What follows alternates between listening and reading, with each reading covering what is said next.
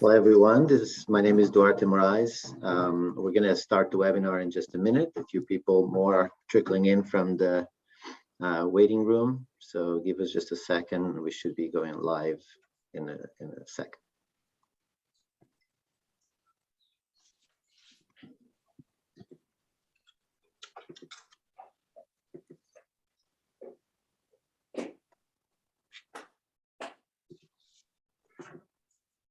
Okay, we're going to go ahead and get started.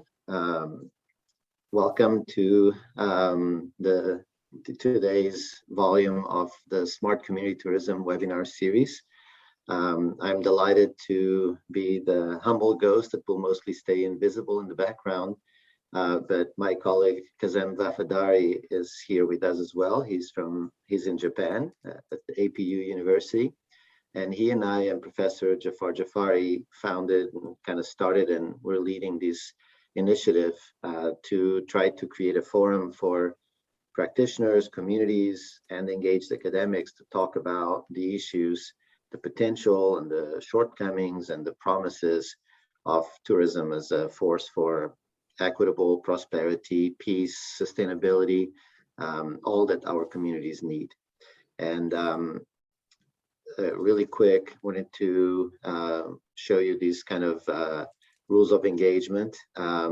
We appreciate if participants have the camera off, and the speakers will mostly maintain their cameras on, which will help with bandwidth. I hope that everybody is going to come with questions for these panelists. We have a few people looking at the chat, so please use the chat to ask them questions, and we'll be our moderator, myself, and some other folks in our team will be looking at the chat and trying to bring those up for the Q&A session, which is the very rich aspect of these webinars. We're recording this and we'll have it available on our YouTube channel. If you now just search an hour later, Scott Webinars in YouTube, you'll find our playlist of almost 50 webinars, and we are using them in all kinds of ways in the classroom and training with communities. I hope you find that a good resource. And everything that is shared here, this is important for the panelists, that there are no secrets at Scott. Everything that is mentioned can be used to anybody's advantage, and just if possible, when possible, give credit to the webinar as kind of where you heard about these kinds of ideas. And so, without further ado, I'll pass the floor, the online floor, to my colleague, Jerry Lee, who will be the moderator of this session. Jerry, take it away. Thank you very much, Dr. Moraes. Next slide, please. Okay, well, it's not 8:35 a.m. in the morning here in North Carolina. So good morning, everyone. And perhaps this is nighttime in Japan. So konbanwa. My name is Kangjae Jerry Lee. I go by Jerry. I am an assistant professor at Parks, Recreation, Tourism Management Department at North Carolina State University. I'm going to be the moderator of today's webinar, and I would like to welcome all of you with open arms. As you know, the topic of this webinar is Black farmers, particularly Black farmers in North Carolina. So why Black farmers? I would like to give you a little bit of a context before we proceed. Statistically speaking, today's Black farmers are on the edge of disappearing past the twilights into darkness. There were nearly 1 million Black farmers in 1920 in the United States. Black farmers owned 16 to 19 million acres, which was about 14% of the total agricultural land. But 90% of that land has been lost. Today, Black farmers account approximately 45,000, and farmers in the US, and they own just 0.52% of America's farmland. And to give you a little bit of a context, 95% of US farmers are white individuals. So these are alarming and disturbing declining rates that beg for further explanations. Why is this happening? Existing research has shown that a combination of systemic racism, racial discrimination in loan application process, biased government policy, and inequitable social and business practice are largely responsible for the small number of Black farmers. So similar to much of social disadvantage and marginalization that many people of color experience in today's American society, Black farmers have been the victim of historical racial discrimination.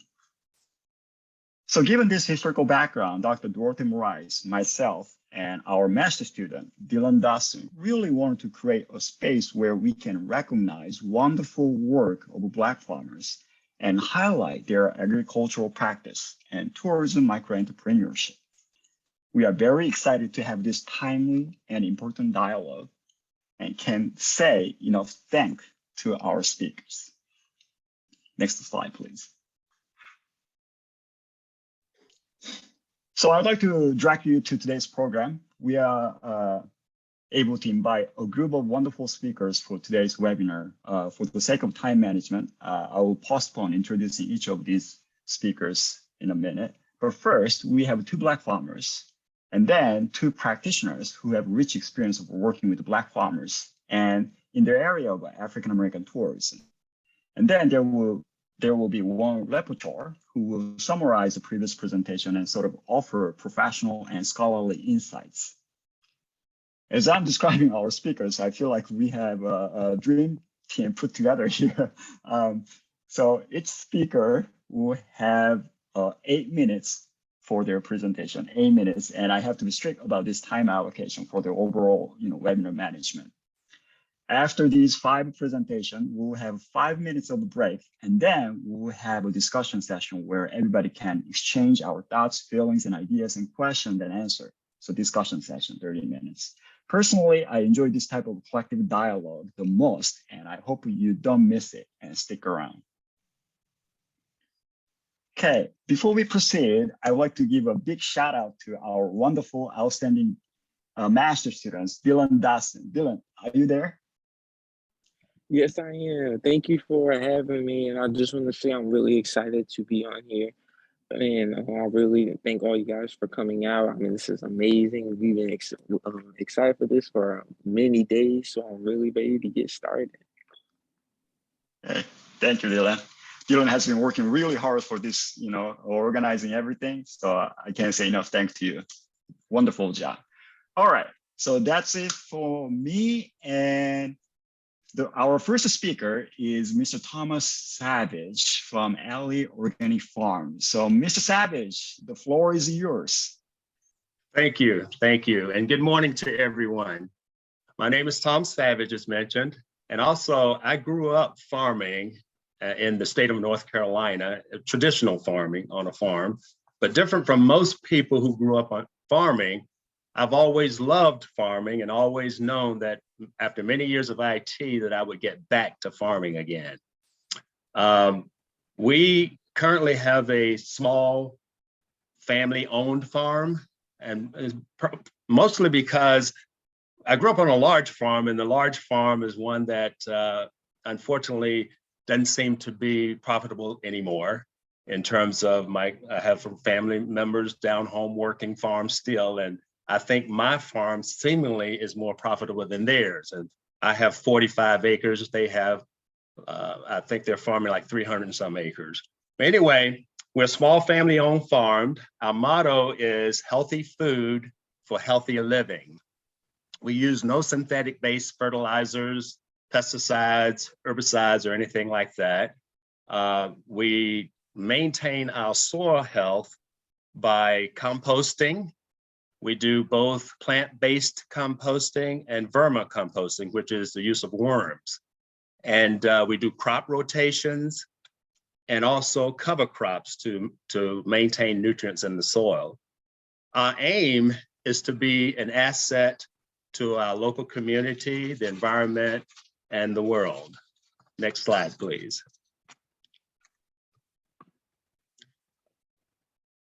On this slide, I tried to, something popped up here. I tried to show by numbers. I'm going to explain each number to you and hopefully get this done in 8 minutes.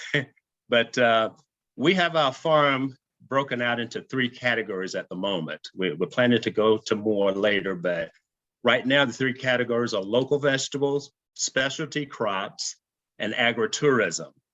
So picture number 1 kind of depicts seasonal. We have seasonal tunnels and all to extend our season, both from spring to start early in the spring and go later in the fall. However, these are raised beds. This is a section of a garden that I have that's got 22 raised beds, and we use a cover over them we started it for season extension. However, it grew to be, and we found that it stops the insects and all from getting in, to where we didn't have holes in our vegetables, and also it ended up being an asset in that regard. Picture number 2 shows Swiss chard. Now, Swiss chard is one of those vegetables that in my local area, most people did not know about it. But it's a very highly nutritional vegetable, so we wanted to sell it at the farmer's market. And so we had to do some educating. We made up recipes and all, and presented them at the farmer's market. And now Swiss chard is one of our top sellers on leafy greens. Picture number 3 is just a shot of a setup at the local farmer's market, which we are a pretty small farm. We do a few activities, like I said, the local vegetables, specialty crops, and agritourism. So this is a small farmer's market that we go to, and we sell on every Saturday. Also, the next shot will be 4, 5, and 6. 4, 5, and where's 6? Oh, I'm sorry. These numbers are a little mixed up. I'm sorry. Let's go with 4, 5, and 7. 4, 5, and 7 depicts the specialty crops that we do. And 4 is eggplant, 5 is pumpkin leaves, and 7 is water leaves. These are African Asian vegetables. That's an African eggplant. That's where the term eggplant came from. This particular, they look like little eggs. So these 3 items are items we sell to the local, actually not just local, but local and a few other places we sell to their ethnic stores. So those have proven to be, diversity is the key for us as a small farm, and those have proven to help us out quite a bit. And then the next category is going to be agritourism. Agritourism, if you notice the slide number 6, that is just a picture of really a simple balloon toss. But the way we do that balloon toss is in an organized fashion, and people tend to love it. So that's one of our simple, and we have a few simple little games that we do for groups coming out, and it's just been very, very attractive to a lot of folks. And then picture number 8 is dinner by the pond. We call it dinner by the pond because just to the south of that table is the pond. So people are out, they have a chef who's a professional chef she prepared a 5-course meal for 32 people. And the very next year after this, I got 30 of the 32 people coming back. And one mistake I made on this one is prior to the dinner, I did a farm tour. And the farm tour, since 30 of the 32 people came back, I thought, well, they've seen the farm tour. I don't want to do that again. And it was a mistake because everybody was asking, what happened to the farm tour? We wanted to go on the farm tour, you know? So the farm tour got reincorporated. Now, along with that, we do a country Christmas light show. And that's a light show where it involves some of my previous technical skills, which set up a network of lights, and the lights flash to music. And I feel like most people have probably seen that. And we do that across the pond, and the pond acts as a reflective to where it looks like double the light. So it's kind of nice to see. And that has grown tremendously. And that's probably our largest agritourism event of the year. We also have honeybee workshops. We do quilting demonstrations, we have weddings, we have church outings, we have school reunions, corporate teaming events, and so forth. So in summary, we have successfully filled some niches, both in the specialty vegetables and agritourism markets. And we look forward to adding a few more of those categories as we grow. I thank you all.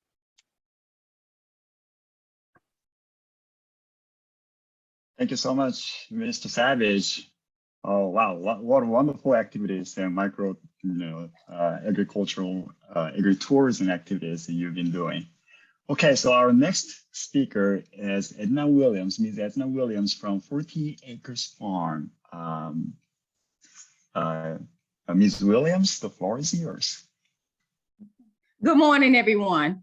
My name is Edna Williams, and my husband and I, Tyrone Williams, we actually own and operate 45 acres, which is part of a 195 family farm. We are actually to the east of North Carolina in a town called Enfield, which is Halifax County. Not like Mr. Savage, we didn't grow up on a farm, but we were always kind of exposed to a farm. So where we live, actually the 45 acres was purchased in 1916 by Tyrone's grandfather. And it is a century-owned farm. It has several recognitions. It is recognized by the North Carolina Century Farm Program through the Department of Agriculture. And it is recognized by the Black Century Land Owner Recognition Program through the Winston County Self-Help Cooperative Program in Mississippi. That is a national program. I don't have a lot of pictures to show you, but I can tell you what we do and how we operate. We have row crops. We are a rental property, and we are tree farmers. We have about 25 acres of trees. And with those trees, we have two major tracts that we pay close attention to. We have one of the tracts, well, I can tell you that both of the tracts are American Tree Farm certified. And one of the tracts actually has become in 2017 a stewardship forest. So we're very proud of that. In 2018, when I retired, I actually began to grow vegetables. I've always kind of had a little garden, starting like in 2016. Started with a little garden in the backyard, and that kind of grew to something greater as I retired in 2018. So I wanted to do seasonal growing, and we checked into getting what you call a high tunnel. That high tunnel is a 30 by 35, which I can grow year round in there, as well as growing in the backyard and across the field in a having a natural element garden. So that's what we do mostly. As for agro business, we have always wanted to sell vegetables. And when COVID actually hit, it kind of launched a opportunity and a direction for us to do more. And so we became involved in CSA boxes, which is a community support for agriculture. And there were two entities that we were involved with in that, and that was ABC2, which is a better chance, a better community, and then Working Landscape. We have made an effort to participate in farmers markets, and we have partners with Halifax Community College, which they have like a twilight evening, and where we can go and sell vegetables and showcase what we do. Also, the town of Enfield and Halifax, have markets, and We attend those on Saturdays. We also are proud to know that we do at least one restaurant sale. And then we have some other private sales that we are doing also. As for micro entrepreneurship and special tourism, we have a lot of visitors on our farm. You know, we have families, we have friends that come. We have school groups, of which I am a retired educator, and I am proud to make sure that I have education going on the farm, teaching students about eating healthy, food choices and nutrition, and the importance of wildlife. One of the major accomplishments for my husband and I is that we have become part of the Whitaker Small Farm Group, which is a group of small farmers together, working together, learning together. This venture has allowed us an opportunity to become a demonstration farm and to conduct diverse workshops, trainings, and to become certified ourselves. So we definitely is enjoying this venture as we went into retirement. So some of the farm events that we participate in, we actually live in a generation, and we have 3 sons that like to see things happen immediately. They don't want to wait until the trees grow up, you know, to see the money. Selling at the market and doing things on the farm actually involves them. So we definitely enjoy having events on the farm. So in the past, most of the people that have come, you know, to the farm have been involved in like site reunions. Our sons are involved in Adopt a Highway, which my husband actually recognized his grandparents, you know, for the purchase of the land and the inheritance that he has received. ATVs are big, and the children love those types of activities.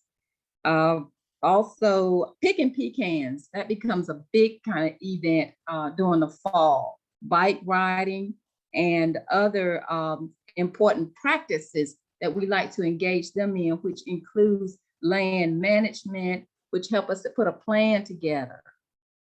We cherish the wildlife on our farm, and we cherish all the partners that have helped us, you know, in our venture, such as federal agencies, state agencies, non-governmental agencies. All those have been a part of assisting us, you know, in our venture. So I just would like to kind of close to let you all know that we are an engaged farm. We actually embrace what has been given to us in the past. So as you look at our next slide, we are stewards of the farm, and we're working to keep that. One of the things that we talk to with our sons about is a legacy piece. You know, we don't worry about whatever picture they see. We have the talks with them. We spend time with them.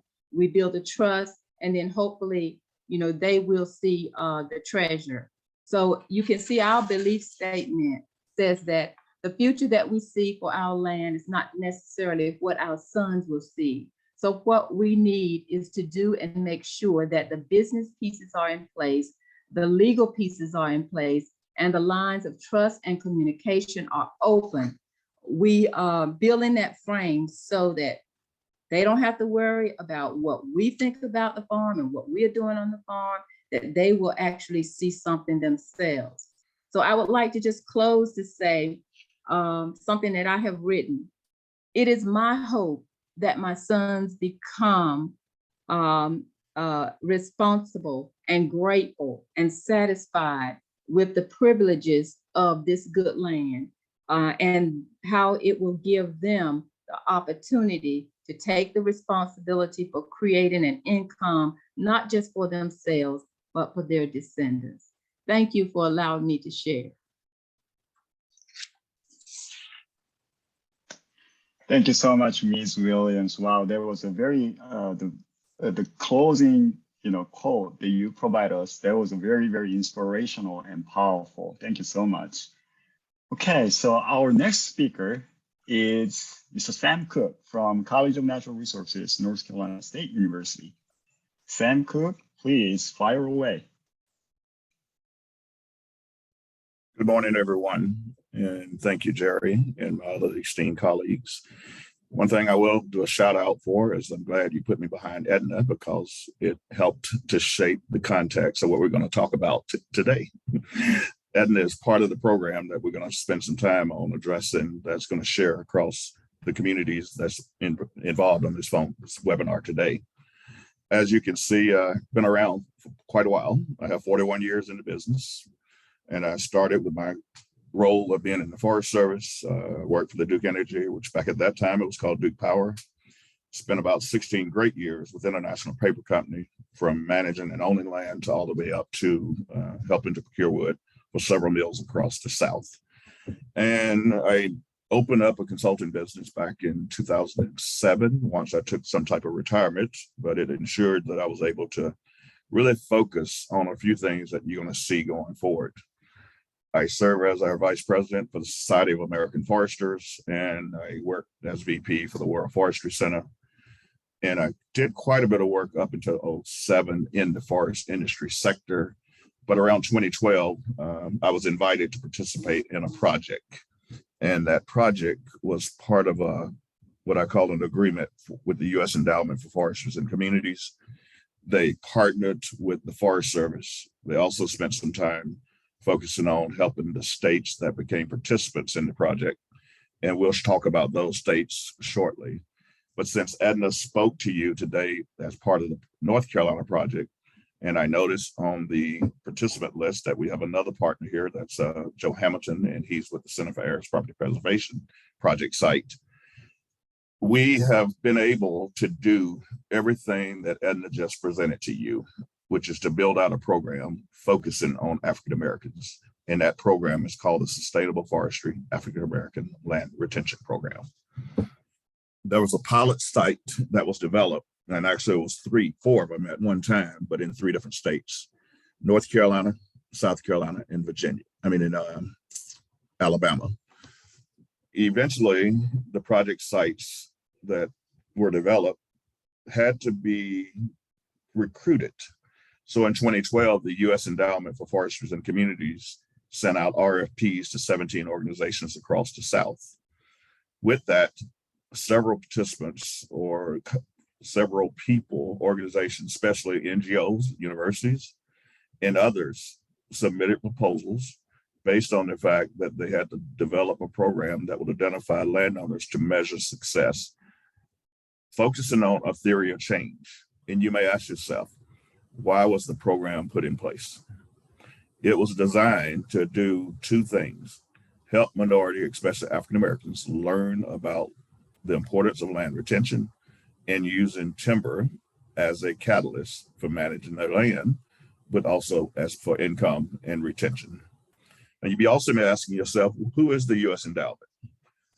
Move to the next slide, please.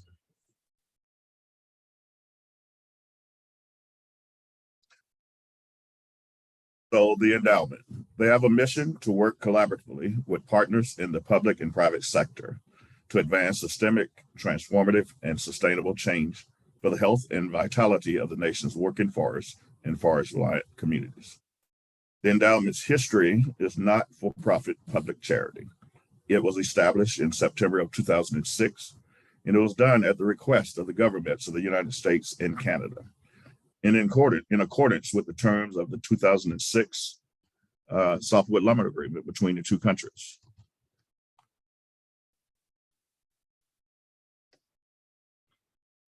When it was established, they established a vision. They said America's forests are sustainable, managed to meet broad societal objectives, such as marketable products, clean waters, wildlife habitats, and other ecological services, while ensuring healthy and vibrant forest reliant communities. Now you think about this in a way, we're talking about timber. When we designed the program, it was truly focused on landowners that had forests and trees, basically /trees on their land. We went into the project focusing on how do we help landowners do more in the forestry space. But as we walked into the picture in 2013, we took a look back and says, you should be doing a land assessment on the total value of the property. So a lot of our African-American farmers, they have trees, such as what Edna said, and they have ag. So we had to learn to embrace both and move the needle along the way with both of them. The endowment is a catalyst for innovation that invigorates forest-rich rural communities by keeping working forests as forests for all of their environmental, societal, and economic benefits. So as a nation, the largest public charity dedicated to keeping our working forests working and ensuring their bounty to current and future generations. Edna spoke to that about her kids. We need to do more with embracing this project, this program, and other programs, and making sure that our kids are coming along with you all the way. The endowment's small but dedicated staff brings a rich history and a capacity to work effectively and efficiently with each other, their board and the other partners to do that which others can't do or won't do. So I spoke to you about the RFP that came out in 2012. They signed up about 4 different organizations to do this work. They created hubs, and these networks are trusted community-based organizations. So I'll speak to the 4 pilots. The Center for Areas Property Preservation have been in business close to 10 or 12 years, working to ensure African Americans and others that had air property, which is land that is mostly owned by multiple owners. And it has a legal ownership structure that is really tangled up, that we're now in plenty and been spending a lot of time on helping unleash the opportunity to make air property an asset versus a liability. The other is Roanoke Electric Cooperative, which is the one that is involved with Edna. She's part of that program, her and her husband, family. The 2 that is in Alabama was called El Arlene, which is a landowner resource network group. And the other was the Federation for Southern Cooperatives. The endowment couldn't do this work alone. So prior to inviting all of the participants, they made an agreement with the USDA Forest Service and the Natural Resource Conservation Services.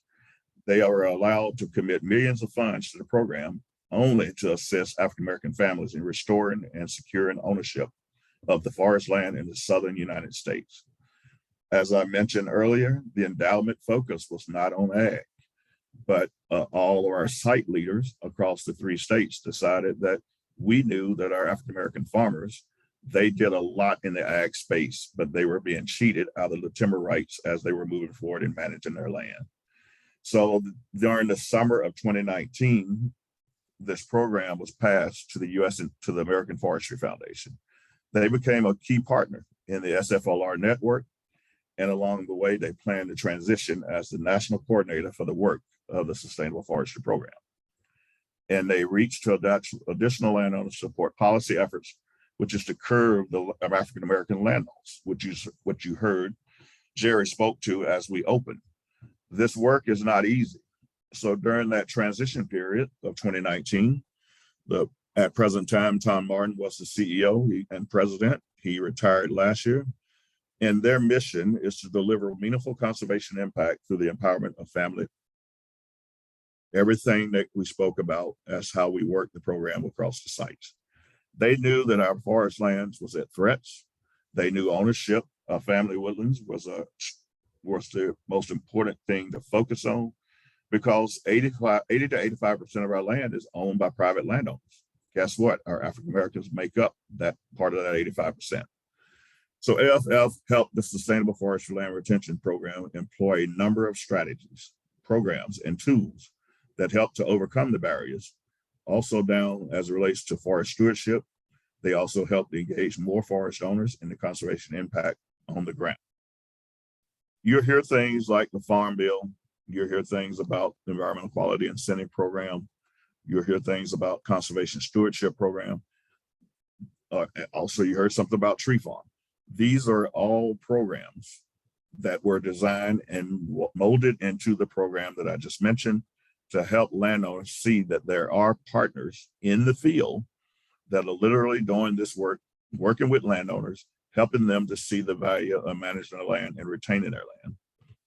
It transitioned in 2020. They hired a SFLR director, And along the way, the U.S. Endowment and AFF transitioned and created 5 additional sites that were funded. The 5 additional sites is Arkansas, Mississippi, Georgia, and Virginia. And they created a new site in Texas in 2020. Now, I say all that, if you see the map there, we are running from Virginia down to Texas. The newest site, which I mentioned earlier, came along in 2020. All of the sites are different. There may be universities leading it. There's nonprofits leading it. I think we actually have one that is led by a institution from the faculty side of the business. But you have to create an asset map in order to do this work. And an asset map is designed to put down in the center who's going to be the lead. And around that map, you identify the different partners that you need to help at the support level, such as Farm Service Agency, legal entities, NRCS, Forest Service, Extension, people that work in the ag space, landowners. All of those have to play a role in you building out a program such as what I just described. The success of the program has got substantial recognition across the U.S., all the way up to the government sector, and is constantly receiving funds to continue to move the needle across the South. The ideal goal is to have this program up and running in all 13 southern states across the South. It is important for us to work together. It is important to us to bring others along in the program, but there may be a program in your site, but it is an opportunity for you to build out what a program looks like. And with that, we are going to be offering up an opportunity to help you engage. This map shows you the network as of today. I won't take time and go through it, but all it is the individual sites that support the program that are actually managing this program in their community. Whereas if I think about the Center for Ag Property Preservation, they started with 6 counties. They now run in somewhere between 30 counties. Roanoke Electric Cooperative, they just expanded to, I think, another 5 or 6 counties. We are building up the other organizations to ensure that they can get where they need to be. See that my time is growing near. I'm sure my name, number, and email address will be shared. If there's any questions or follow-up necessary, please reach out. Thank you. Okay, thank you so much, Mr. Cook. Wow, that was a rich information. I'm really glad to, get to know about these details of, a lot of different activities that are going on. It's such a wonderful, and personally, thank you so much for your wonderful work that you've been doing. All right. Thank you. Our next practitioner, yes, you're welcome. Our next practitioner speaker is Andre Navas from Visit, North Carolina. Andre, the floor is yours. Good. All right. Well, good morning, everyone, and hope everyone can still hear me okay. And thank you, Duarte and Jerry, for inviting me here. Again, I'm Andre Neighbors. I'm a partner and industry relations manager with Visit North Carolina and EDPNC, which is the Economic Development Partnership of North Carolina. And I'm going to kind of go through just some stuff about our agency, and then as well as some tourism things that we do, particularly on kind of preserving our African-American heritage and promoting our African-American sites. So we'll go ahead and go to the next slide. Yeah. So the Economic Partnership of North Carolina basically advances economic interests of North Carolina's 100 counties and more than 10 million residents through its collaboration with state, regional, local, and private sector partners in new business recruitment, existing employer support, international trade and export assistance, small business startup counseling, and of course, tourism promotion. I'll go ahead to the next slide. So Visit North Carolina is a unit of the Economic Development Partnership of North Carolina. And our basic mission is to unify and lead the state in its tourism efforts. We work with all 100 counties of North Carolina and all of the tourism partners within those 100 counties. Each county has one, and some counties even have 2 or 3 different destination marketing organizations, tourism development authorities, convention and visitors bureaus, and even some of those tourism entities even operate outside of their chamber of commerce. Go ahead to the next slide. So who we are and what we do, I'm going to kind of give you, because of our time constraints here, I'm going to kind of go through some of the things quickly, but at the end kind of focus on our African-American heritage sites. So next slide. So within our staff is designed to encourage visitation based on the way people travel. So you can kind of see here all the different staff that we have in our office, which is interesting because there's only about 13 of us, but there's a lot of things that we do. So we're a very small office, but we try to get a lot done with such a small entity. So, you know, we do advertising, which also we have an advertising agency that helps us with that as well. Public relations, where we generate media coverage, which is a big piece of what Visit North Carolina does. We have our group travel, which I heard in a couple of the presentations earlier that some of those landowners and farmers are able to bring in groups. So we actually have someone in our office that even concentrates on that. We do sports event marketing, industry, basically industry leadership, where we you know, really contact our industry and kind of take the lead on that. International marketing. We actually have 3 offices outside of North Carolina. We have one in Toronto, Canada, one in the UK, and also one in German-speaking Europe as well. So we do market internationally. Our visitnc.com is a big driver as well. We really like to have a lot of traffic on our visitnc.com, where we can then disperse potential visitors out to all of the 100 counties, and actually over 120 different destination marketing organizations throughout those 100 counties. Tourism development, Retire NC is also part of our program as well. Our research is really big because research is really the one that drives our marketing efforts. Community outreach, social media. We have the film office is located in our wheelhouse as well as publications also. And we still continue to partner with our with Department of Commerce, with our welcome centers as well as our call centers. I won't go into detail, but many of you know that if you call 1-800-visitnc.com, you're actually talking to the women's prison, and you can text me or call or email me for more information about that. But it's an interesting and very successful program that we use, as well as DOT as well. Next slide, please. All right, so I'm gonna try to go through this here in the next 3 minutes, so I'll make sure I try to stay on time here. So my job in community development and partner relations is we do work with our 100 counties and our partners, but my focus is on cultural heritage tourism, as well as I oversee the retirement program as well. So just a couple of projects that we've done here over the last year, I wanted to kind of highlight. You kind of see that photo down to the bottom there. That's myself and one of my other partners with the Department of Natural and Cultural Resources, Earl Imes. And we're also there with a group of U.S. colored troops. We actively promote the Civil War. And during the first annual Raleigh Capital City Juneteenth celebration in Raleigh last year, they were actually there to present at that particular program. And this year, they're going to be doing that again. So we're going to be working really closely with those folks as well to kind of promote that.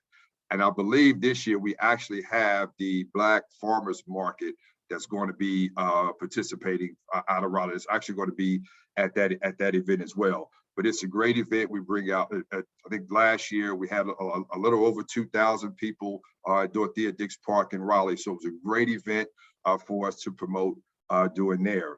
And then the other one up there to the top left is the African American Heritage Experience of Northeast North Carolina. There's 6 North Carolina counties that actually came together and decided, hey, you know, they wanted to pull together their resources and start promoting their African American heritage sites throughout those 6 counties. Those 6 counties were Dare County, Currituck, Camden, Pasquotank, Perquimans, and Chowan. And the great thing about this project is that they launched it off on Juneteenth of last year, but actually ended up now there's those 6 counties. There's also another 6 counties expanding that out that want to be involved. I actually have a meeting next week with some folks in the Southeast, in the New Bern area, and they're looking to develop their program. And in the end of the month, I have another meeting with the folks in the Piedmont, with the Piedmont Tourism Destination Marketing Organizations, about 11 counties in the Piedmont Triad area that also want to develop some of their assets also.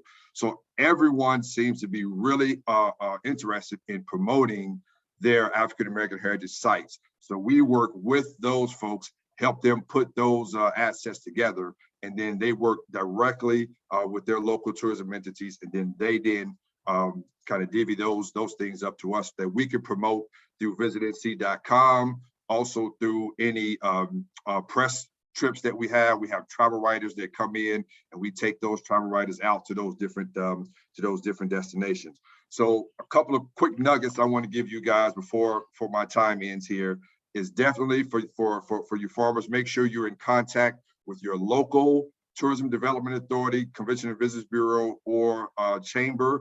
Make sure you contact with those. They're kind of the first line. They're the ones that take your information and not only have it on their site, but also upload that information to the Visit NC site as well. My other one would be to make sure you're sharing your history as well. That's without public relations. We're always looking for great stories. So any of those great stories, that history, that you can share with your local tourism authority, as well as us at Visit NC. We're always looking for a great story that we can promote. So that's very important on getting that information out to us. And I believe my time is up, Jerry. So I think Jerry's going to be sharing my information. So feel free to reach out to myself at Visit NC. We're more than happy to work with you guys. I'm sure most of you are probably in touch with your local agritourism, but we work very closely with Annie Baggett with agritourism in North Carolina as well. She attends a lot of our events, so we're very in tune and would love to have more information, particularly on our Black farmers in North Carolina. So thank you for your time. Sorry I went over a little bit there, but thank you for your time. I really appreciate being here. Thank you so much, Mr. Albers. Wow, it's wonderful. Great things that you've been doing. It's really nice to learn about this broader Black tourism movement, and then how Black farming and agritourism are nicely blended into that movement. So it's really nice to know. Thank you so much for the information. Okay, so our next speaker is locator, Charlotte Luama Bogle. Charlotte, I hope I pronounced your last name okay. Yeah, it's Lauman Vogels, but it's no problem. It's Charlotte is okay. Yeah, no worries. Thank you so much for having me here and inviting me also as a panelist. And I would like to give a quick recap from the most important findings during this webinar. So yeah, I was really shocked to see the first slide from Jerry that 95% today, 95% are white farmers in the US. I really hope that figure is going to change with that there's more equality and there's more, also Black farmers. So that a few of you are leading the way in that, which is wonderful. I found it also very interesting that was mentioned that small-scale family-owned farming is maybe more profitable, more successful than a big farm. I think that is very interesting and good to hear. What I find very interesting of farming, it's not my industry. I work in tourism, but tourism and farming goes very well hand in hand. And you hear from farmers around the world that farming is how do you say, a very tough job on the body, and tourism makes it a little bit more, better. Yeah, it's a little bit easier to do, and it's a good combination. And it's always very important to, like with tourism, not to have only fixated on tourism and no other income. So therefore farming and tourism really complements each other, because tourism is also very much when you, for example, have natural disasters or a war or other issues, then tourism is really, or terrorism, tourism is really dependent on that. And you can just, like the pandemic, also tourism was really brought to a halt. And farming and tourism really is complementing each other and helping to have income from both farming and from tourism. So I think that is, and you see that in the US, but also in Thailand, where we work, other communities, that it really helps each other. Let me see. So it's really great to see the farmers that are at this webinar and presented to and the farming and the tourism. And it's also so great that they're educating school groups about healthy food and wildlife, and having like demonstrational farming workshops, trainings. It's really amazing. So it's great to see that.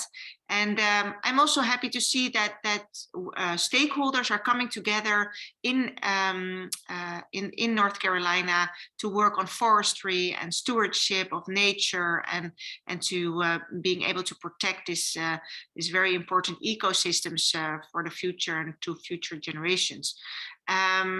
Yeah, and I would love also to visit North Carolina. I've been to the US many times, many states also, but not yet to North Carolina, so hope in the future.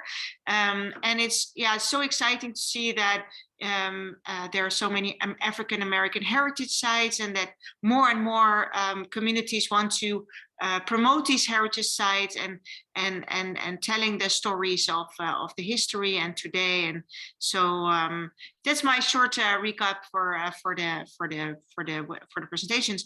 And I just want to tell you a little bit about Fair Tourism, the foundation I'm working for. And it's really a foundation already existing since 1989. So it has been I think they have a key, so I'll let's see if it goes well. But yeah, so they have been we have been creating awareness already so many years, really, as one of the first organizations creating awareness about sustainable tourism, travelers going somewhere to give the do's and don'ts with the local community and the nature. And we in 2004 I took over the foundation because the former board wanted to stop, and I also added a goal of assisting communities with the development of community-based tourism. And so we have this mission to assist communities, but on the other hand, we give a lot of guest lectures, workshops, and we have a team of nearly 20 volunteers, interns, thesis students helping with our mission. And we have this strong vision that that we strive for a world without exploitation of indigenous people by tourism, so they can be empowered to become community-based tourism leaders. And this is really important because we have seen in many cases that they are not empowered, they are exploited. And maybe great if we can go to the next slide. So yeah, as you see here on the below pictures, on the left hand, you see the Kayan posing for pictures, and that is a situation that you still see a lot in Thailand. But we have been working with the village of Hoi Pukeng in the Mae Hong Son province to make this transition towards community-based tourism, because many people know the Kayan, the people with the women with the golden colored neck rings, but they don't know their stories. And why is that? And with Fair Tourism, we want to tell their stories and to share their skills in workshops, for example, the scarf that I'm wearing, that you can make that with them, and the bracelet also, you see it here. This is what they make, and you can make it with them. And then this way you get a lot of respect for them instead of just gawking at them and no interaction at all. So we've been seeing a lot of success here in this village. We hope that other communities will follow in their footsteps. And we are also exploring our possibilities to work together with Maasai and Samburu communities in Kenya, because they are also not reaping the benefits they should be. They're being used as a tourism attraction, and they have so many stories and so many skills to share. And that is our mission, to work with them on that. So hopefully in a lot of in many years we can say, you know, indigenous people are involved in tourism, and they have all the power to develop their tourism in how they want it, instead of others deciding for them. So yeah, that's short about us, and let's continue, I think, with the discussion soon. Thank you. Wonderful. Thank you so much, Charlotte. It's nice to see, we focus on Black farmers and, this sort of localized perspective. But then we zoom out and looking at this international context and looking at sort of, observing some sort of, to me at least, there seems to be some kind of consistent pattern across this global context that agritourism or farmers towards microentrepreneurship are a great way to diversify revenue sources for a lot of farmers across the globe. So with that, we finished 5 presentations, and we have a short video clip that we can show for the break session. And right now I have 9:28 a.m. at North Carolina time. So let's come back here at 9:30. Discussion. I can't wait. So yeah, 5 minutes break, and hope you come back here and join us on lively discussion. Sounds good. So here's a 1.5-minute video about a project that NC State has in North Carolina. And it's an example of how we try to bridge agriculture and tourism in win-win ways. And it also will show how we partner with a local organization. As Sam mentioned, there are these organizations in working in communities. And so a good practice for us is to kind of reach out and work with them, because then they have the relationships with farmers.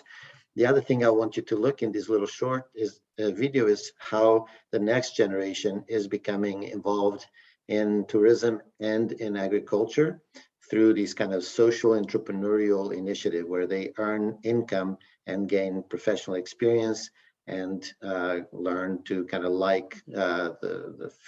to grow things in agriculture. So here we go, and then I would invite all of you to maybe dump questions into the chat, and Jerry and Dylan will be looking at that, and then that'll feed into the discussion.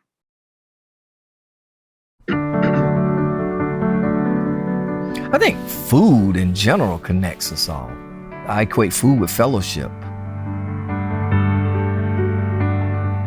The Vacation and Supported Agriculture Program is a lot of work, but it's a unique partnership.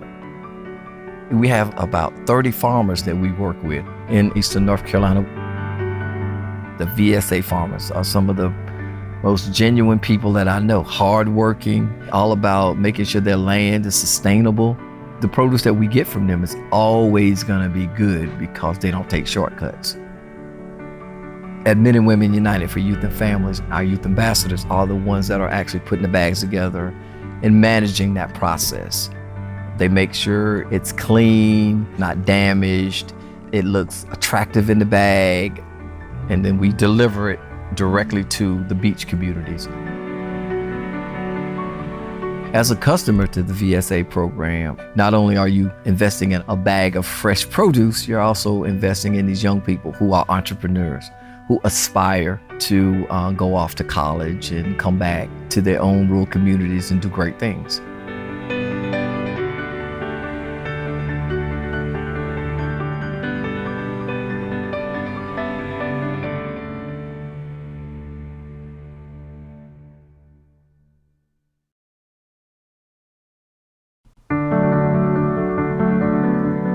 I think food.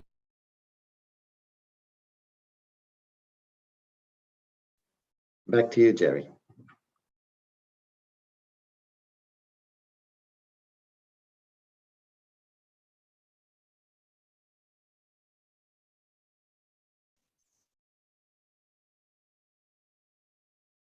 Okay, well, we still have a few minutes, so why don't we Okay. take out advantage of this break session? Yes. And Yes. then come back here maybe 1 or 2 minutes later. So Yeah. Yeah.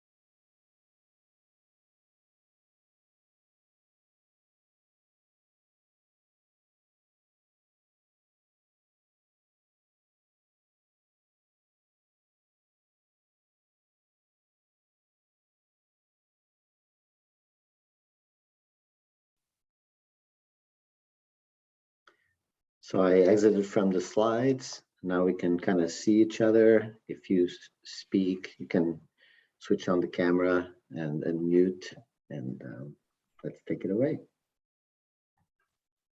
all right, so that's the end of the break session, everybody. So come back here and let's have some discussion until 10 a.m. So about 25 minutes.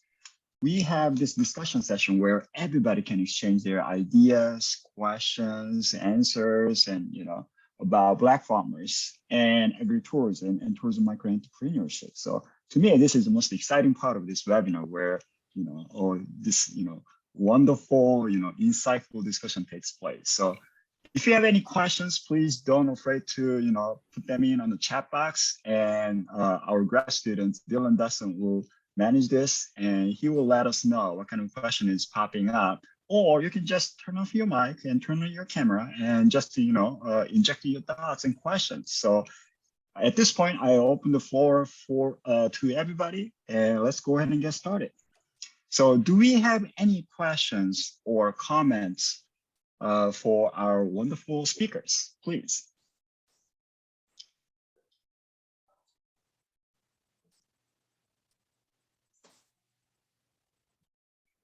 Yeah, I expected this type of a little bit of awkward silence at the beginning. So I prepared some questions for you.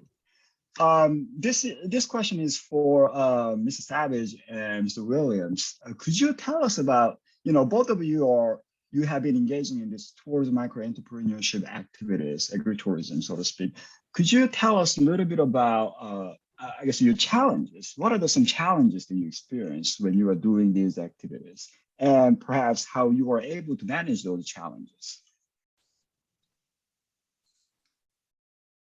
Well, some of the agritourism activities that we do that are more on the entertainment basis, we've had challenges in getting people, workforce.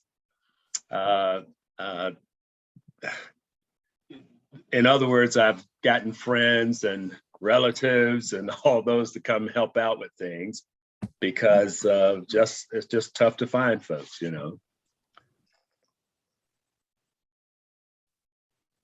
Yes, definitely understandable. PR, marketing, and these things involve so many different things, and sometimes a lot of capital investment for doing, advertising, promoting your assets and activities and stuff like that. Ms. Williams, do you have any comments in that regard? Yeah, I could say, partnership, has actually helped us a lot, and then we have our young sons. We have 3 of them that are, active on, Twitter and Facebook, and we have a web page and those things that, where they fit in to help us. Those things allow an opportunity for people to see what we're doing and how we're doing it. And so therefore, that helps us as well as all the partners. One of the bigger partners that we do have is the Halifax County Community College agribusiness program. We have been involved in that. So just getting ourselves, out there, marketing ourselves, and just getting involved, and setting up programs can be difficult because, as a former educator, I'm inviting the schools, to come out, especially during the pandemic when everybody was kind of locked in and we didn't have an opportunity to go and travel and get those experiences that school children normally would have, doing other things. So we have had some groups to come out, and that helped. One of the other things I'm proud about is this month, I have worked hard to do something similar to what Mrs. Savage is doing. I'm going to do a formal tea on the farm for some senior girls. And so again, that gives an opportunity, for exposure and education. Actually, I'm calling it a British farm tea. Okay. Oh, that's awesome. That's awesome. There was one question in the chat. Please. I was just going to say, one of the disadvantages we had as a farm was when COVID hit, we, pretty much shut down just about everything. However, on the other hand, we had more people wanting to come to the farm for like people singing, choirs wanted to practice. So this was the perfect place for them to come and practice their songs away from each other. I guess for singing, they had to be 15 feet apart. And it ended up, we actually did better, after we got over that initial effect. So a disadvantage turned into a great advantage. And that happened for us also. Actually, and I stated that, COVID kind of launched, a direction for us. We actually, wanted to do some things, didn't know how to do them. And that opportunity, came and we took full advantage, of it. Oh, that's wonderful. Yeah, COVID-19 is something, right? I mean, it disturbed almost every aspect of life, and tourism is, agritourism, and these are no exception for sure. We have one question in chat box. Do you partner with your tourism development authorities in your county? I mean, Mr. Andre Navarro mentioned the importance of connecting with the tourism authority in the local community, but do you work with, or maybe partner with the tourism development authority? I do not. However, by listening to what he just said a few minutes ago, I wrote that down because I'm going to be checking into that. It seems like the right thing to do.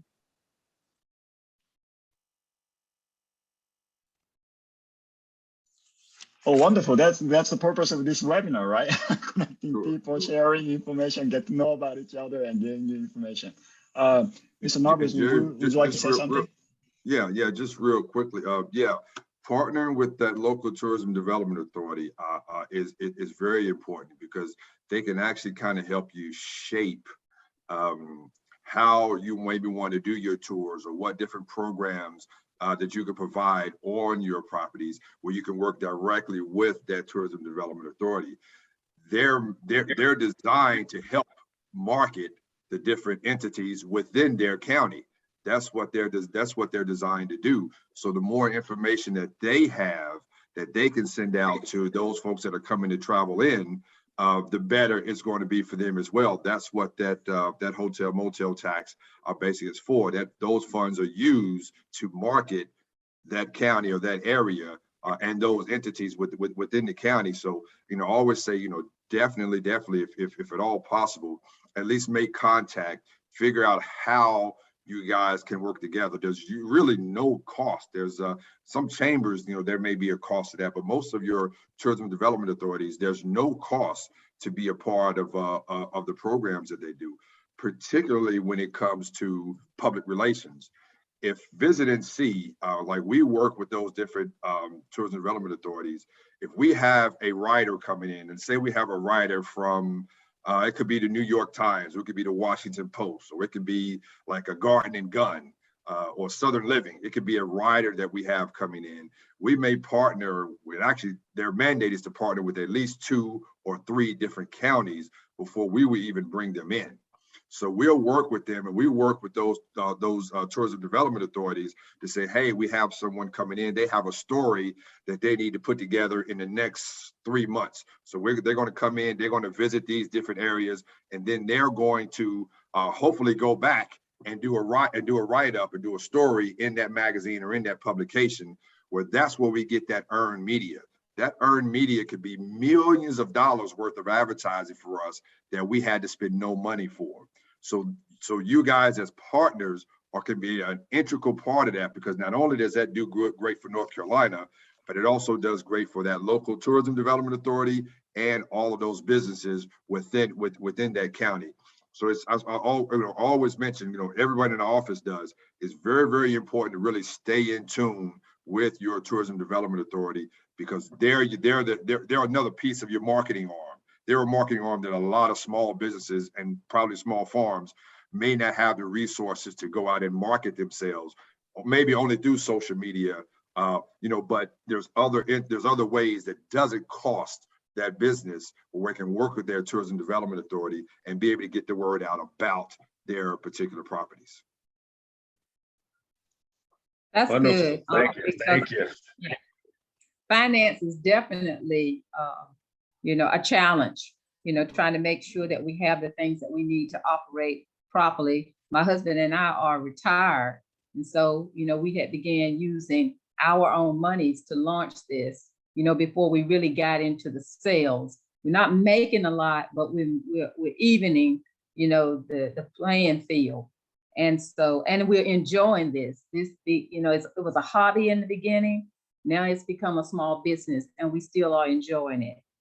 We are beginning to look at some grant writing, and we have been funded some small grants. So, anything you can get free, do some blogs. I have done some blogs. My husband have done some blogs, and those things actually help to, market yourself.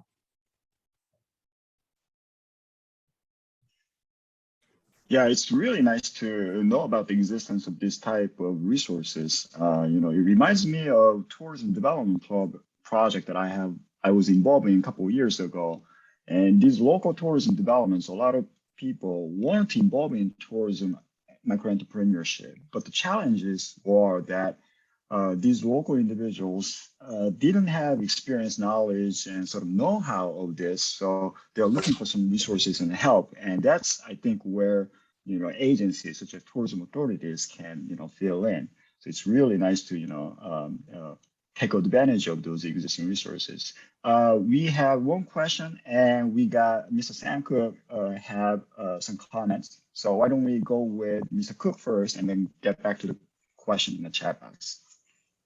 Thank you, Jerry. And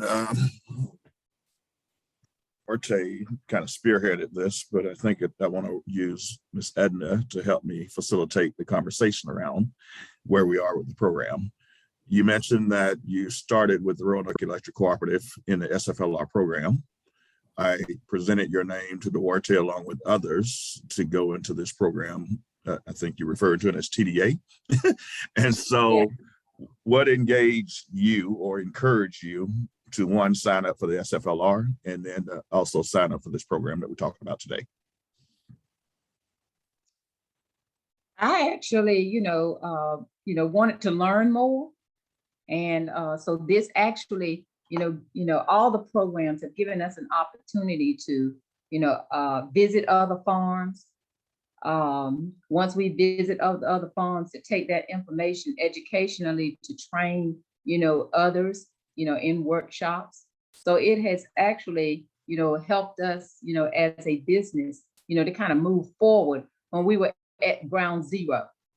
So getting involved with those partners, in the entities that you're talking about, actually helped to launch us into a solid, direction of which we felt comfortable as we move forward. And we had people we could call on. And trust. Yes, and trust. And so the reason I raised the question allows you to provide some of that feedback. I want to encourage all of you out there. I mentioned that we had 8 states, 8 different organizations. There's other organizations within those states, or maybe within your state, that is aligned to the SFLR project sites. And as I stated earlier, we started this pilot focusing only with timber and air property, which is land retention. A pilot is what it really is. It's designed to explore what other things we're missing, what other things we can bring to the table, and all of the project leads for the 4 different sites in the 3 different states. We've developed content around what are some other opportunities for farmers. So as a consultant that working with a landowner, when I go to your land, I put a whole land approach to it. It's not about I'm there just to help you grow, cut trees. It's about what do I see that could be an opportunity for you as a landowner, and tourism is a big part of that.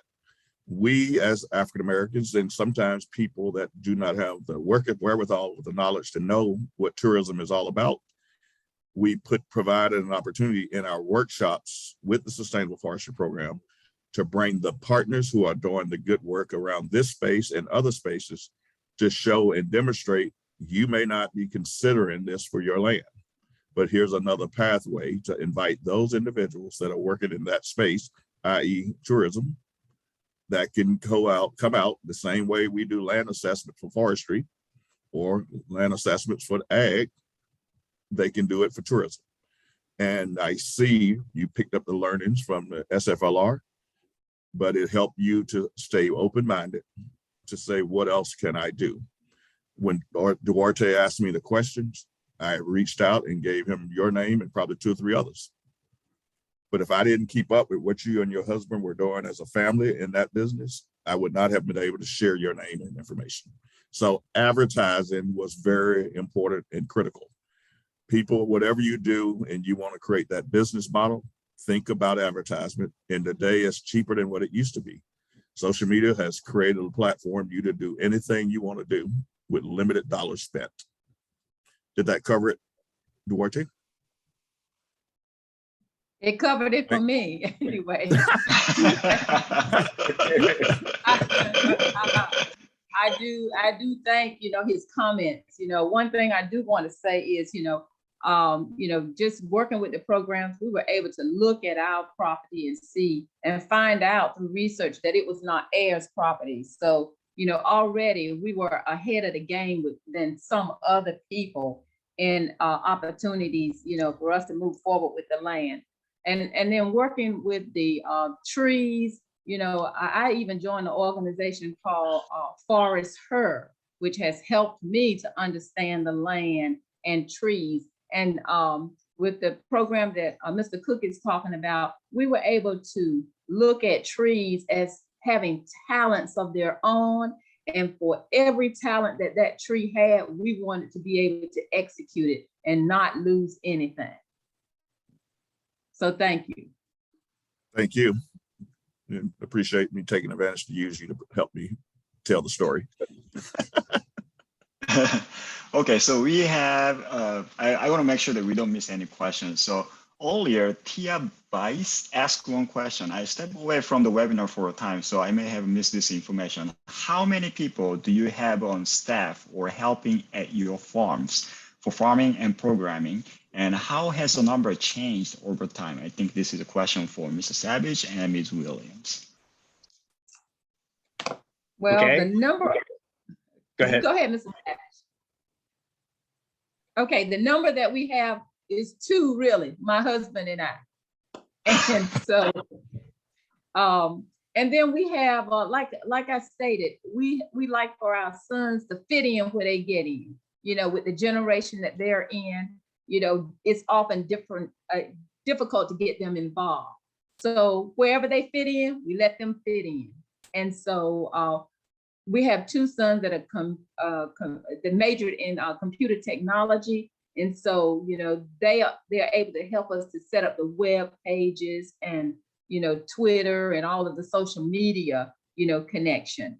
And then I have my oldest son is an outdoorsman. So, he has encouraged us to buy a lot of the equipment that we have, and he comes from Raleigh. It's almost like a vacation for him, especially after working from home now. Every chance he gets, he's out here and he's assisting us on the farm. So that's the manpower that we have. My husband, myself, and the children, when they get in, where they fit in. Well, for me, it's pretty similar. My wife and I, for the most part. However, I do hire every now and then a person to come out and help with weed whacking, things of that nature, to kind of, during the month of June, grass and weeds just shoot to the moon. So we have to keep ahead of that, which we don't always win. Also, I have 3 boys, and the 3 of them are doing wonderfully in their own rights. And they're all IT involved. Okay. And unfortunately, only one is local, and I'm moving him to Atlanta tomorrow. So all my help is cometh from the Lord, literally. But it's still enjoyable. I do have one son, the one that's he's in Arizona, and I called all 3 of them. I said, I'm sitting here, my wife and I are working hard to keep this farm going. I said, I don't know if we should be putting all this labor into this if you guys are not interested in it. And one of them, I called my youngest one, he says, talk to the middle one. I called my the oldest one, he says, talk to the middle one. I called the middle one, he says, yes, I want to come. I'm planning to come and take over the farm like that. So he's my saving grace in a sense that I'm working hard to retain the farm for my sons.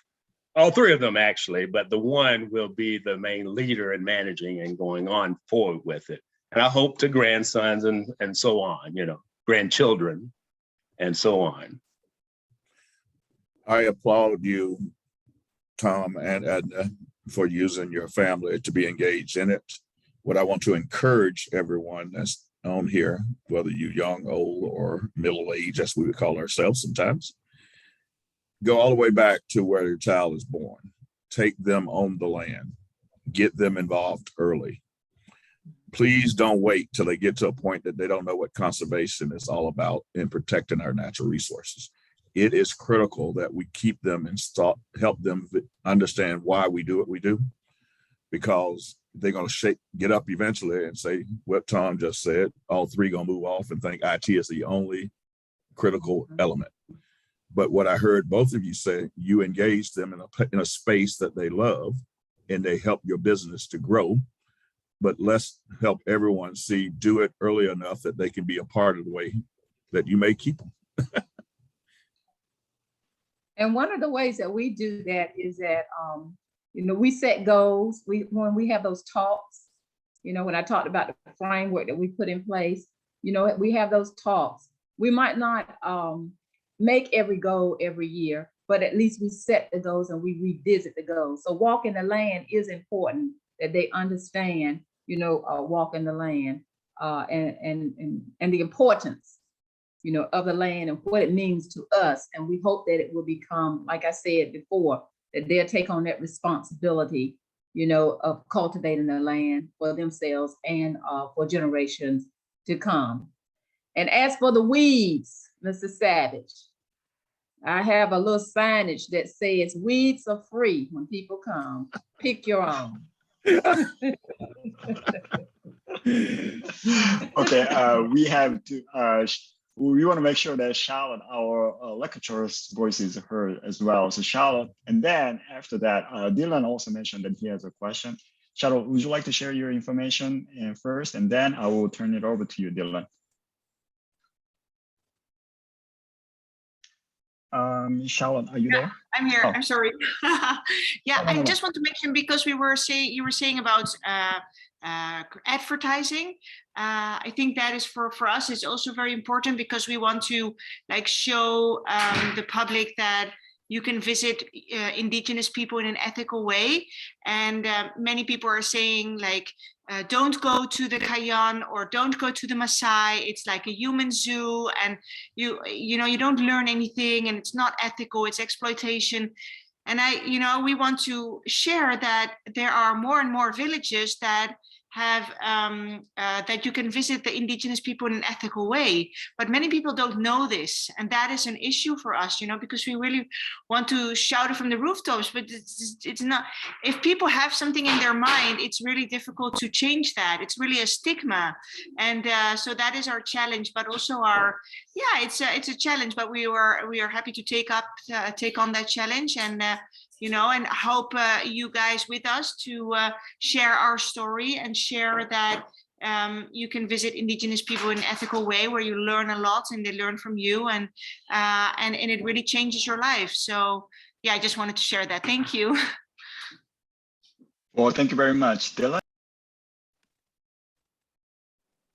Thank you, Dr. J. I just wanted to ask a question about resiliency, and just how important that is, especially since we experienced the pandemic, the COVID-19 pandemic. I wanted to ask you guys, how did you guys stay resilient, and especially maintaining your farms during the pandemic? Because I think it would be really cool how, we can almost develop like a business model of like sustainable development, and really be able to pass that on to other farmers to be able to, sustainable agriculture, how important that is. So really the question is, how are you able to stay resilient during the pandemic? Well, I'll start.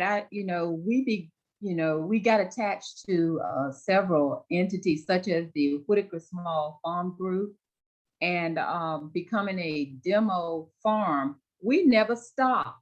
Zoom actually helped us. When we could not meet, then we started using Zoom. So we did not miss one session of learning and training, during the time we were experiencing COVID.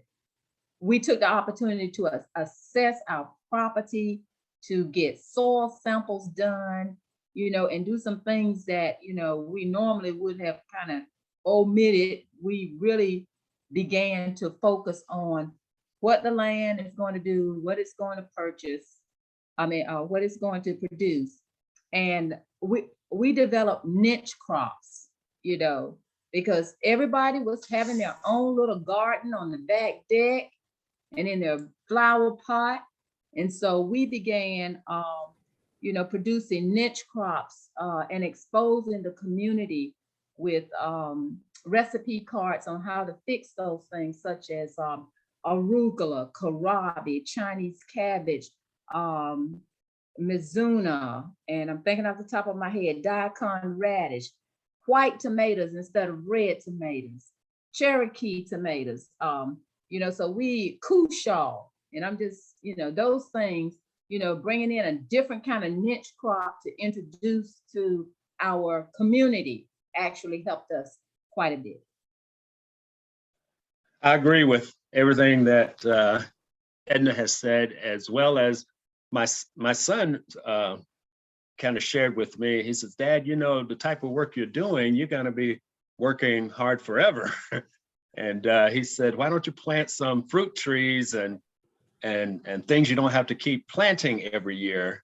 And so I planted some asparagus, and I have a few fruit trees, and starting a little small orchard now to supplement the other stuff that we do. So those kinds of things. And like I mentioned before, during the pandemic, that was when we saw a place, a niche for people coming out to kind of be able to be social, yet and still meet their distance and requirements. And they had special, like the one group that were singers, well, actually there were several different choirs since then have come out to sing, and they have special masks for singing and all that. So they brought their mask and did their social distancing and had a wonderful time. So that became kind of a go-to for us here at the farm to offset what the pandemic had taken away. So I guess one downfall gives you put more attention on other things to build you up again, you know. So we've been blessed, I have to say. Thank you so much. I have one question and then move on to the final sort of closing comment. I know we are a little bit of over time, but I don't want to miss this question. The question is, hi, do you have any advice on partnering with tourism and development and expanding to reach all counties? So there was a question. The advice I would give is one, just reach out to them and then see what their mission is. Find out, how they, how they basically just find out how they partner with the other different entities within their county, and then kind of talk with them, about, how your business, how your farm, how your business, whatever that tourism entity is, how you can actually work with them. Because again, the longer people are staying in the county, the more economic development that's generated for that county. There's also economic development generated for your farm, for your business. And the Tourism Development Authority helps promote that. So however you can contact those folks, figure out how to work with them, have that conversation. One thing we were talking about earlier, particularly with the pandemic, we at Visit and See, same way. No one was traveling. We're still kind of on a hybrid work schedule, so we had to pivot as well. So one of the programs that we started was we had an outdoor NC where we focused on outdoor recreation, because that seemed to be the thing everyone was doing. Everyone cooped up for a while. Everyone wants to get outdoors, do things more outdoors. So whether it's hiking, biking, anything outdoor recreation, that was really kind of been the focus. So now we have this whole Make It Your Nature. We partnered with Leave No Trace, and we put together this outdoor NC program. Now it's because that's the other thing is about, now that everyone wants to get outdoors and do things, well, you also want to leave those places the way you found them. So you don't want litter, you don't want, have extra food laying around, so we put that program together. And one last thing, a while back when I was at a agritourism conference, I was a gentleman, I just can't remember his name, but he's in Franklin, North Carolina. But, what he does is, so he has a bed and breakfast on his farm, but he actually works with the Tourism Development Authority, and he actually promotes his farm where people actually come, stay in his bed and breakfast and work on his farm. And they pay to do that. So not only is he getting workers for his farm to get things done on his farm, but people are actually paying him or paying them to actually be there to do that. Just an idea I wanted to kind of throw out there to everyone, because yes, workforce is an issue nowadays, but that's where working with your local Tourism Development Authority, because if you don't have a bed and breakfast on your property or hotel or anything like that, there's probably one within your county. There's your partnership. Working with your local Tourism Development Authority, working with that bed and breakfast or the hotel, where the people that come in, now they can actually come to your farm and they get the outdoor recreation. They get to learn about the outdoors. They get to learn about farming. They get to learn about the history of the ownership of your farm. So you have this whole holistic tourism aspect that you could generate, and that's overnight stay. So that's hotel, motel tax. They're probably buying maybe produce or whatever from your farm. They're actually eating in the restaurants that's within that county. You may even be able to work with the restaurant that's getting produce from your farm and have it in that restaurant. Everyone in the community benefits, and that's what your local elected officials really love to see. If there's revenue coming in, their ears are wide open. Great information. Thank you. All right, so I'm gonna turn it to Dr. Rice for a closing remark. Thank you, Jerry. So really quick, I want to thank everybody, starting with Jerry, kind of setting the urgency and the timeliness of discussing this issue, and then our two amazing farmers, from the heart and from your life experience, showing how tourism, in your case, can help make your farms viable and engage your next generation, and make you feel good about land ownership and retention, and not let those worrisome statistics be the future. So that's exactly why we're doing this. And then I really appreciate Sam gave us an example of these like multi-state coordinated long-term funded project that brings, involves so many technocrats, skilled idealist people across all of these states, and partners, some of them private, some of them civic groups, to try to help Black landowners maintain their farms. And I am so delighted that he mentioned, it started with forestry. That's maybe where the money was first, but they realized they need to follow the needs of the landowner. And they're involved in agriculture. So agriculture was brought in. And now, there's ample evidence that many of you are looking into tourism, farm tourism, to kind of add to the differentiation and diversity that Mr. Savage mentioned. These small farms need to have diversified incomes.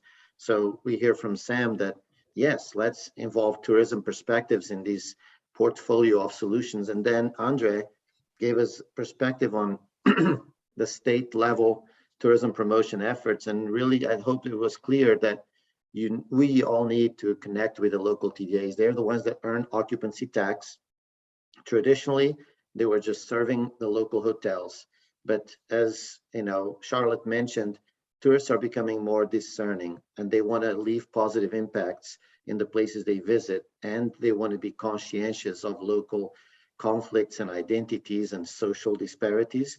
So we need to, and have those TDAs understand that they need to kind of embrace the different voices within the counties. And the state is obviously ready to follow that lead, but it does need to start a little bit with, you all, and with, we're happy to try to help engage with those institutions, with your already relationships you have, maybe in extension, maybe in other civic groups. Just go and talk to them. I see across North Carolina farmer committees being developed by the TDAs. They want to start figuring these out, but they're all learning. And so let's try to, ease that transition, so that this pandemic is not, the pain brought by the pandemic is not wasted, and we do, make tourism rise to its full potential. So I would just turn it over to our amazing hosts from Japan, Kazam Vafadari and Malcolm Cooper. They're co-leads of the Scott webinar series. Kazam and Malcolm, would you like to just take a minute or two? And I'm sorry for the lack of time, but just to tell us what you think and maybe mention what's next in this webinar series. Thank you, Duarte. Thanks to all the speakers. You talk very familiar issue that I've been working with. Just a very short background from me. I've been working with the UNFAO on a program that you probably know as World Agriculture Heritage, and working with local farmers in many countries, like in the Philippines, in Sri Lanka, in the Middle East, in my own home country, Iran, and in Japan and Korea. I've learned that there is a general issue of land succession and let's say inheritance of agriculture in general. No matter it's in developed or developing countries, young people, they do not want to do agriculture. They just want to go to big cities and start working. They think that is the main reason of getting educated and have a university degree. I've seen in Japan, for example, that some farmers are saying or talking to their children in a way that if you don't study very well, you have to stay here and farm. So there is an issue, and it's a general issue, that the value of agriculture as an identity and culture is under a serious problem around the world. And the year 2010 was for the first time declared that the world rural and urban population became equal. It means that more population from rural migrated to urban and cities and so we will have a problem if this continues.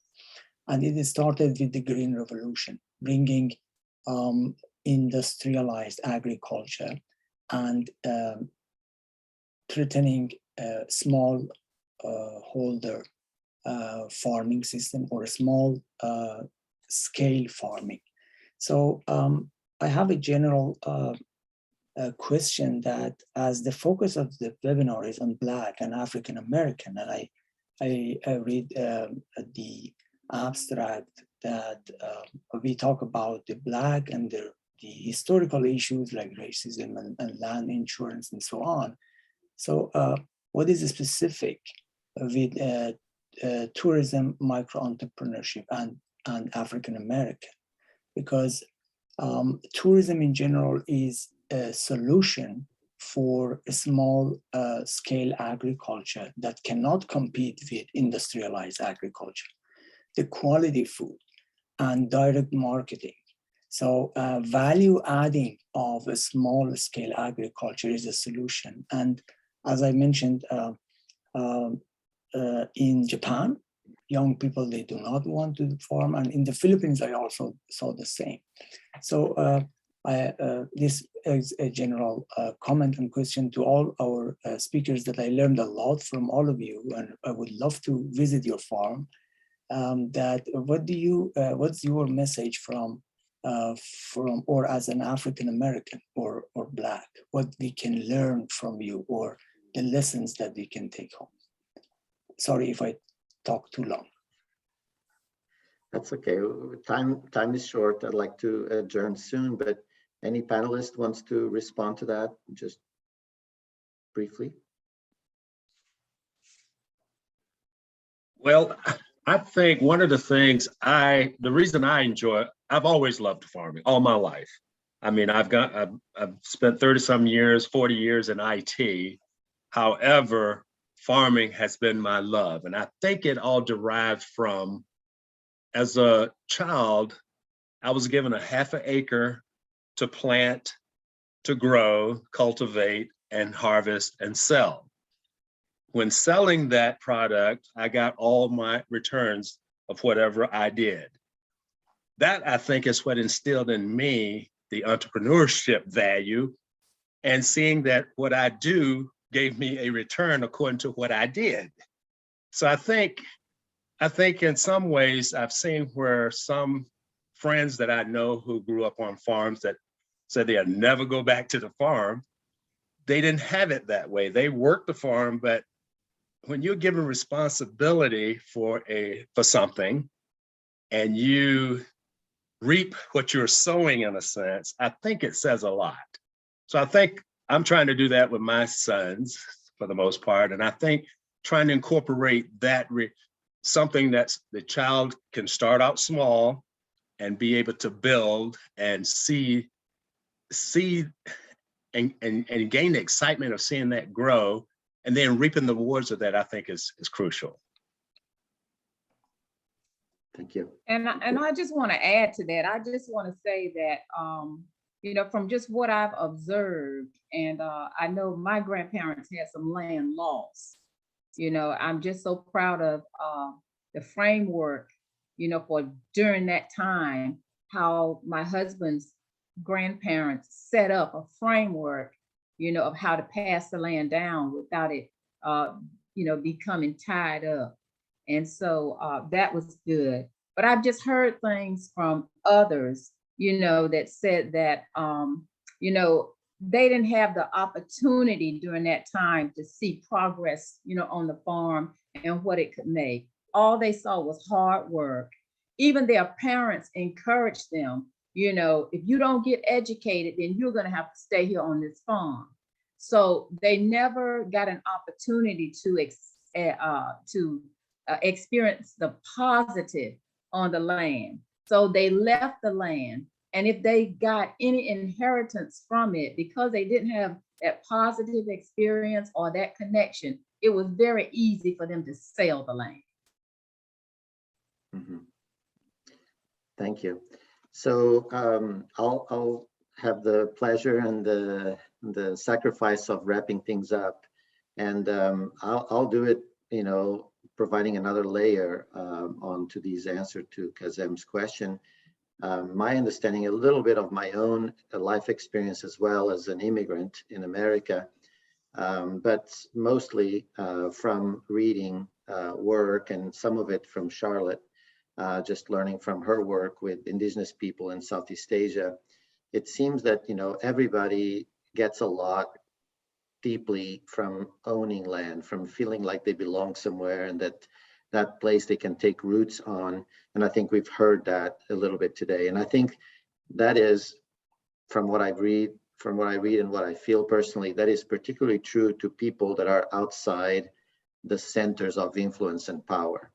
And it could be these indigenous people in Southeast Asia, or in Kenya in Africa, or it could be African Americans in North Carolina, or mountain people like me from Portugal, where we're not, the sense of losing our people, losing the certainty and the longevity of land ownership is threatening. It kind of further exacerbates our sense of being disempowered and our people losing stability and autonomy. And so I hope that, what we've tried to accomplish here is to just really, in this webinar, is to give a guttural, organic, heartfelt sense of that journey in North Carolina. But I think this is happening across the world as well.